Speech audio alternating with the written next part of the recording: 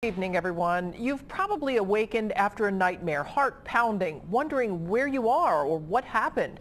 That is exactly what happened to a local woman and her young son, but it wasn't a nightmare. It was real. I had the privilege tonight to talk with a woman who survived what would be the perfect first sequence in a science fiction movie.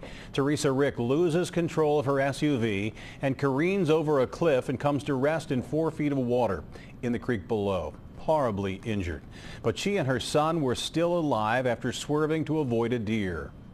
I know not to do that. My dad's told me that for gosh knows how many years. Do you remember the ride down to the creek? I do, and it was the scariest thing ever. Was it? Well, yeah, like I could see poles like coming at me. I could see trees. I could see, I could see all of this stuff coming at me. And I missed every single bit of it. I remember hitting the water. I remember hearing this water rushing. And I remember, Jake was in the front seat with me. And I remember just looking over and just hollering, Jake, And he was actually in the floorboard, trying my hardest to get him up. And was he passed out? He was making noises, but he would not open his eyes. And that was scary as a mom. The horn sounded for a certain amount of time and then it just quit. I broke my femur in 3 places. On my right side.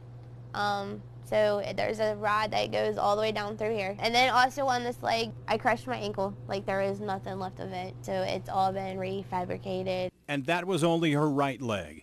The injuries were severe, and Jake wouldn't wake up. Teresa Rick is a 911 dispatcher for Pendleton County.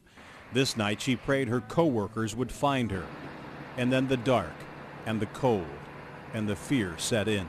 How long does a night feel when you're in that car in the water with your child and it felt like an eternity.